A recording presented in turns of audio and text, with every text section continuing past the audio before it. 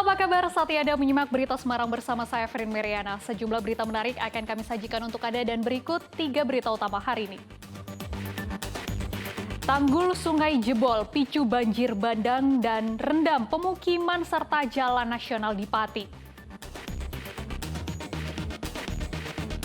Sejumlah motor mogok nekat melintasi banjir di Jalan Nasional Jogja Solo Klaten.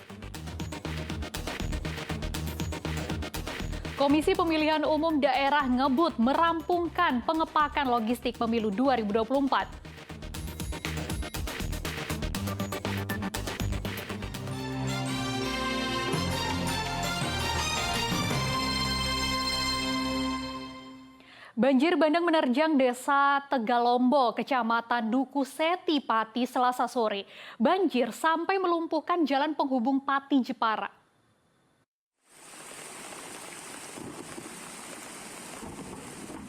Tanggul Kali Kernet di Desa Tegalombo, Kecamatan Duku Seti, Kabupaten Pati jebol pada Selasa sore. Akibatnya banjir bandang melanda permukiman warga. Ketinggian air di permukiman mencapai 70 cm, sedangkan di jalan raya di atas 1 meter.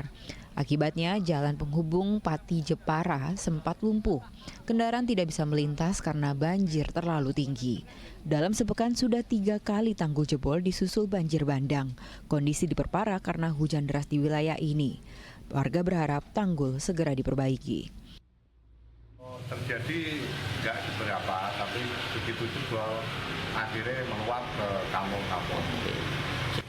Ini untuk seminggu terakhir sudah keberapa kali, Pak? 3 kali. Sudah 3 kali ini ya, terkait adanya banjir. Supaya tanggul itu benahi. Jadi entah benahinya cara apa, yang penting ada tanggul, mungkin bantuan yang model apa, yang penting air tidak ke kampung-kampung. Banjir bandang berlangsung selama 2 jam lalu surut dalam beberapa jam kemudian.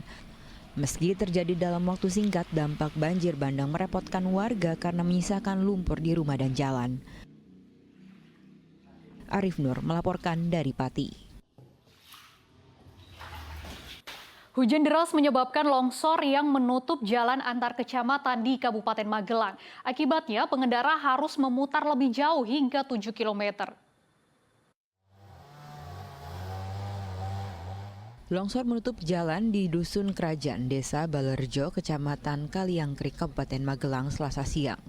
Bongkahan akar bambu dan tanah membuat jalan dari Kecamatan Kaliangkrik menuju Kecamatan Windusari tak bisa lagi dilintasi.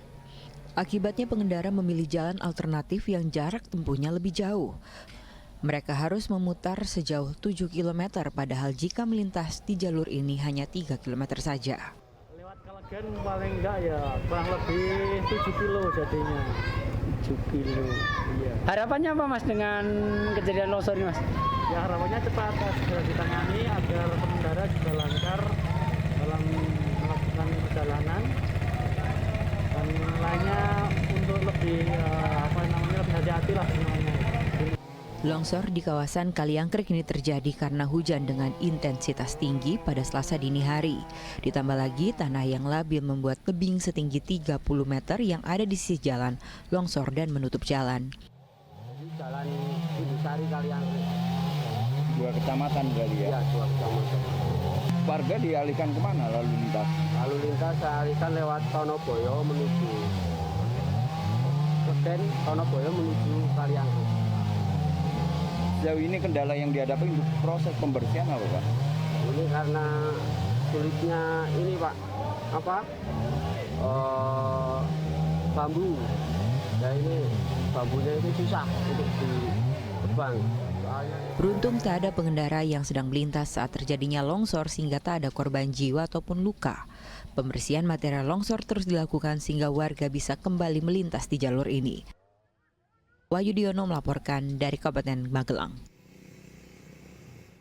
Hujan juga menyebabkan banjir permukiman warga di Klaten. Tak hanya rusak, perabotan rumah sebagian warga juga terpaksa mengungsi.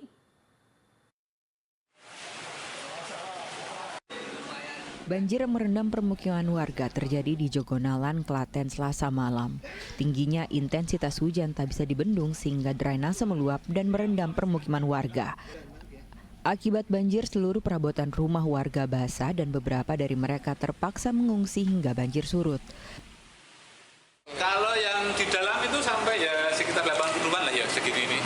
Kalau yang ini kan cuma 30 cm yang depan. Akibatnya apa Pak? Terendam semua atau gimana? Ya terendam semua ini Kak. Apa aja Pak? Ya kamar tempat tidurnya itu kena semua. Ya ada TV, ada nulis. Nanti tidur di mana Pak? Ini terpaksa ya tetap di sini, nggak tahu ini nanti di kursi. Kalau anak-anak udah diungsikan. Berapa anak? Anak 2. Data dari petugas ada 15 rumah warga yang terendam banjir. Selain itu, banjir juga merendam Jalan Nasional Jogja Solo. Ketinggian banjir mulai dari 50 cm hingga 70 cm. Hujan hari Selasa tanggal 30 ini karena hujannya terlalu intensitas tinggi, mengakibatkan luapan untuk air dari selokan-selokan, sehingga untuk penampungan selokan ini tidak cukup, sehingga lari ke bagian jalan dan ke rumah pemukiman. Untuk menyurutkan banjir, polisi membongkar salah satu titik median jalan supaya air dapat mengalir. Krisna Agung melaporkan dari Klaten.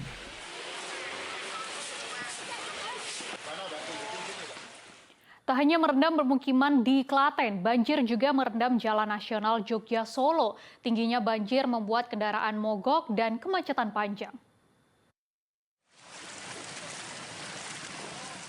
Jalan Nasional Jogja Solo di Kecamatan Jogonalan, Klaten terendam banjir Selasa malam. Ketinggian banjir setengah meter membuat sejumlah motor yang melintas mogok. Petugas dan warga bersama-sama membantu pengendara motor yang kendaraannya mogok. Seorang pengendara motor mengatakan hendak pulang ke Klaten sehingga harus melintas jalan ini. Namun banjir yang cukup tinggi membuat kendaraannya mogok. Banyak kendaraan bermotor udah 2, khususnya R2 itu banyak yang macet. Kenapa itu? Nah, masukan air karena tingginya air, debit airnya itu jadi macet. Itu di depan juga masih banjir di depan. Jadi saya nggak berani meneruskan perjalanan, pasti mogok lagi. Jadi menunggu dulu ini? Ya, masa menunggu banjir yang di depan itu sudah agak surut ya. Kita baru jalan. Kasat Lantas Polres Klaten menjelaskan banjir di Jalan Nasional pada ruas Jogja Solo terjadi karena curah hujan yang tinggi. Banjir juga menyebabkan arus lalu lintas macet hingga 3 km. Akibat daripada banjir tersebut itu menyebabkan kemacetan, sehingga kita melakukan rekayasa yaitu kontraflow.